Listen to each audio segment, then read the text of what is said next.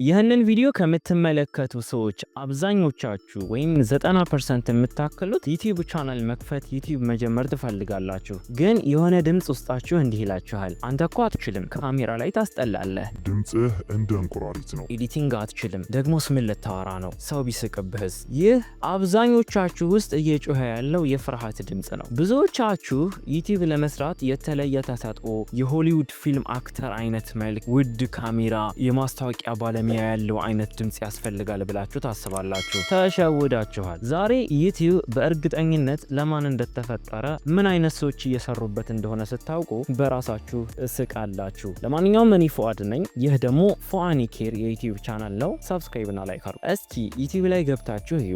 ሚሊየን እይታ ያላቸው ቪዲዮዎችን ተመልከቱ። አንዳንዱ ዝም ብሎ ይበላል፣ አንዳንዱ ዝም ብሎ ተኝቶ ይቀርጻል፣ አንዳንዱ ጫካ ውስጥ ቤት ይሰራል፣ አንዳንዱ ደግሞ ፊት እንኳን አይታይም። ታዲያ እነዚህ ሰዎች ልዩ ሆነው ነው እንዴ? ዩቲዩብ እኮ የቴሌቪዥን ጣቢያ አይደለም። ዩቲዩብ የሰው ልጅ ቤተ መጽሐፍ ወይም ደግሞ ሂውማን ላይብረሪ ነው። ቤተ መጽሐፍ ውስጥ ደግሞ የሚያስቅ መጽሐፍ ብቻ ሳይሆን የሚያስተምር፣ ችግር የሚፈታ ወይም ዝም ብሎ የሚያወራ መጽሐፍም ያስፈልጋል። ዛሬ ለዩቲዩብ የተፈጠሩ 4 አይነት ሰዎችን እነግራቸዋለሁ። አንደኛው እንኳን ካንተ ጋር የሚሄድ ከሆነ እንኳን ደስ አለ። ዛሬውኑ ቻናል መክፈት አለብህ። በተለይ 4ኛው አይነት ሰው ከሆንክ ሳትጀምር የባከነብህ እያንዳንዱ ቀን የገንዘብ ኪሳራ ነው። የመጀመሪያው አይነት ሰው ጓደኞች መሃል ሁሌም ወሬ የምትጀምረው አንተ ነህ። አንድ ፊልም አይተህ ለጓደኞች ስትተርክ ከፊልሙ በላይ አንተ የምትተርከው ይጣፍጣል። ስለ ኳስ፣ ስለ ቴክኖሎጂ ወይም ስለ ፖለቲካ ማውራት ከጀመርክ አታቆምም። እንኳን ደስ አለ። አንተ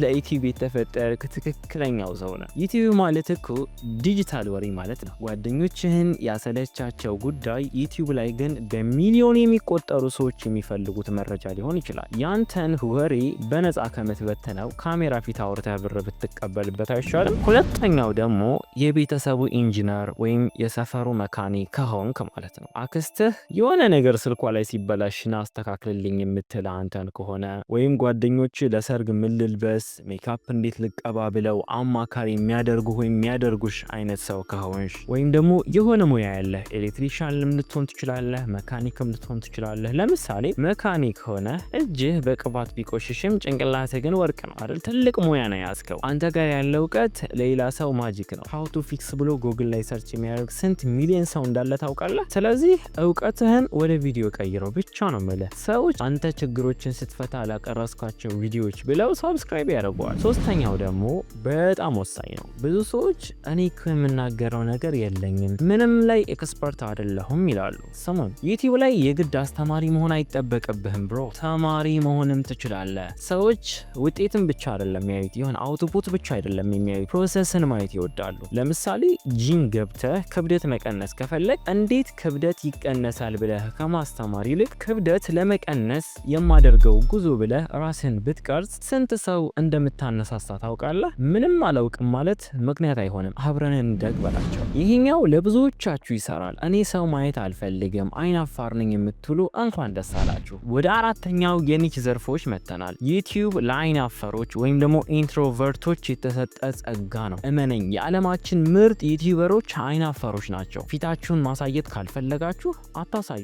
ስክሪናችሁን ቅረጹ፣ ፎቶዎችን አቀናብሩ፣ ድምጽ ብቻ ስጡ። ጥሩ የቪዲዮ ኤዲቲንግ ወይም ጥሩ የድምጽ አቀራረብ ካለ ዓለምን መቆጣጠር ትችላለህ። አይን አፋርነትህ ለአንተ ሱፐር ፓወር ሊሆን ይችላል። እንግዲህ ወዳጆቼ ከዘረዘርኳቸው ውስጥ አንዱ ከሆናችሁ ዩቲዩብ የእናንተ ቤት ነው። አንድ ሰው ግን ዩቲዩብ በፍጹም መስራት የለበትም። እሱ ማን ነው? ዛሬ ቪዲዮ ለቅቄ ነገ ሀብታም ሆኜ ከነገ ወዲያ ላምበርጊኒ ልግዛ ብሎ የሚያስብ ሰው ወዳጄ፣ ይሄ ዩቲዩብ ነው እንጂ ብሔራዊ ሎተሪ አይደለም። ትዕግስት ከሌለህ፣ መማር ካልወደድክ እና ዛሬ ዘርተህ ዛሬ መብላት የምትፈልግ ከሆነ እባክህ ዩቲዩብን ተውና ሌላ ስራ ፈልግ። ነገር ግን በሰዎች ህይወት ላይ እሴት ወይም ደግሞ ቫልዩ መጨመር ከቻልክ ብሩ ራሱ ተከትሎ ይመጣል። ስለዚህ ራስህን ጠይቅ። ካነሷቸው 4 ነጥቦች ውስጥ የቱ ነህ? ወሬኛ ነህ? ችግር ፈቺ? ተማሪ ወይስ አይናፋር? መልስህን አሁኑኑ ኮሜንት ላይ አስቀምጥልኝ። እኔ እንዲህ አይነት ሰው ነኝ፣ በዚህ ርዕስ መጀመር እፈልጋለሁ ብለህ ጻፍ። ለምርጥ ሀሳቦች ራሴ መልስ እሰጣለሁ። ካሜራ፣ ማይክሮፎን፣ መብራት፣ እነዚህ በጊዜ ሂደት የሚሞሉ ናቸው። የማይገዛው ነገር የአንተ ማንነትና ፍላጎት ብቻ ነው። ፍርሃትህን አሸንፈህ ጀምር። እንዴት መጀመር እንዳለባችሁ፣ ርዕስ እንዴት እንደምትመርጡና የቴክኒክ ድጋፍ ከፈለጋችሁ ፎአኒኬር ከጎናችሁ ነው። ሰብስክራይብ በማድረግ ጉዞውን አብረን እንጀምር። ጀግና ሁኑ። ጀምሩ። ቻው